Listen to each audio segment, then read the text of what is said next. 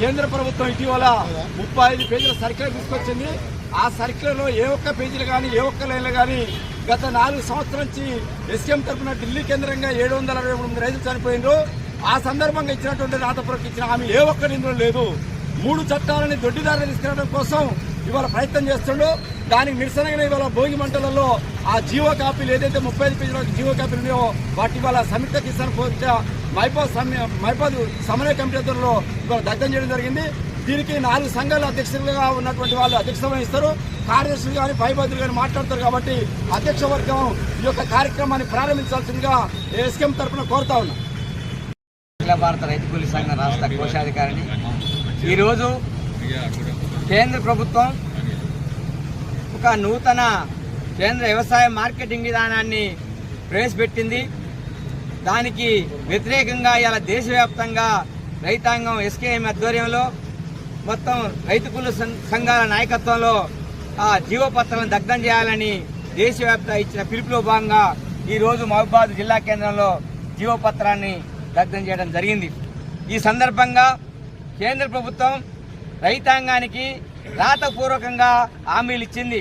హామీలన్నింటినీ కూడా సంవత్సరంలోపు పరిష్కరిస్తామని చెప్పి హామీ ఇచ్చినటువంటిది ఈనాటి వరకు కూడా ఏ ఒక్క రైతాంగ సమస్యను పరిష్కరించకపోగా ఈరోజు ఈ నూతన మార్కెటింగ్ వ్యవసాయ విధానం ఏదైతుందో ఇది బడా వ్యాపారులకు పెట్టుబడిదారులకే ఉపయోగపడుతుంది తప్ప రైతాంగానికి ఇప్పటికే రైతాంగం 6 కాలం కష్టపడి పంటలు పండిస్తే సరైనటువంటి గిట్టుబాటు ధర లేక పెట్టిన పెట్టుబడులు పూడక ఇవాళ రైతాంగం ఆత్మహత్యలు చేసుకునే స్థితి కొనసాగుతా ఉంది.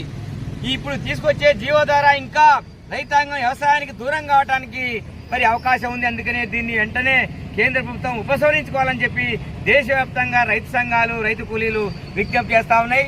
అది ఉపసంహరించుకొని ఎడల దేశవ్యాప్తంగా రైతాంగోద్యమం ఏదైతే మోడీ సర్కార్ని మెడలు వంచి 3 నల్ల చట్టాలని వెనక్కి తీసుకునే విధంగా 13 నెలల పాటు ఢిల్లీ సరిహద్దుల్లో మొక్కవోని ధైర్యంతోని పట్టుదలతోని దేశవ్యాప్తంగా అంతర్జాతీయంగా కూడా ఒక గుర్తింపు పొందినటువంటి ఒక పోరాటానికి తలొగ్గినటువంటి ప్రభుత్వం మరి వాటిని మర్చిపోయి వాళ్ళ మరి ఇట్లాంటి రైతాంగ సమస్యలు ఏ ఒక్కటి కూడా పరిష్కరించకుండా రైతాంగానికి వ్యవసాయాన్ని దూరం చేసేటువంటి కార్పొరేట్లకు వ్యవసాయ రంగాన్ని కట్టబెట్టే విధానాల్ని దొడ్డిదారిన తీసుకొచ్చేటువంటి ప్రయత్నం చేస్తా ఉంది.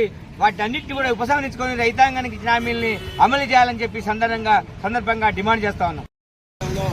తీవ్రమైనటువంటి వైఫల్యం చెందినటువంటి పరిస్థితి ఉంది.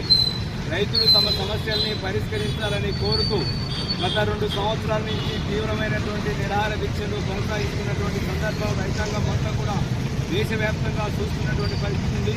దాంట్లో భాగంగానే జగత్ సింగ్ దళైవాలా 46 రోజుల నుంచి అమర నిరాహార దీక్ష చేస్తున్నా కానీ ఈ కేంద్ర ప్రభుత్వం పట్టించుకోవట్లేదు, రైతుల సమస్యలు పరిష్కరించట్లేదు.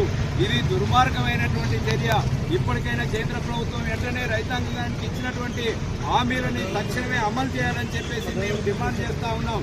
లేని ఎడల దేశవ్యాప్తంగా ఈ ఆందోళన కార్యక్రమాన్ని ఉధృతం చేయాల్సినటువంటి అవసరం ఉంటుందని చెప్పేసి మేము తెలియజేస్తా ఉన్నాం.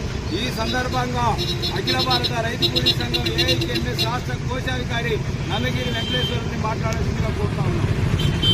ఐక్య రైతు సంఘం రాష్ట్ర సహాయ కార్యదర్శి నేడు రైతాంగాన్ని రంగాన్ని మార్కెట్ రంగాన్ని బయట చేయాలనే ఉద్యమం నరేంద్ర మోడీకి ఉన్నది నిజమే.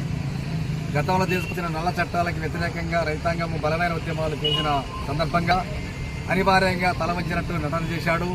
మళ్ళీ తిరిగి దొడ్డిదారిన నూతన మార్కెటింగ్ విధానం అనే పేరుతోటి ఇటీవల కాలంలో పార్లమెంట్లో చట్టం చేసి మార్కెట్ల మీద కూడా కార్పొరేట్ శక్తులకి పెటానమనే విధానం తీసుకొచ్చాడు.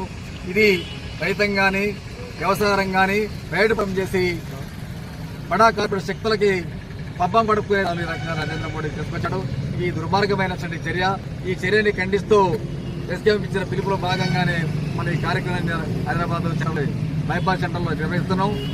ఈ చట్టాలని ఉపసంహరణ చేసుకోకుండా ఉన్న నేపథ్యంలో భోగి మంటల్లో పత్రాలు ఎట్లయితే దగ్గరమైనవో రానున్న కాలంలో నరేంద్ర మోడీ కూడా అదే గది పడతారని చెప్పి హెచ్చరిస్తున్నాం.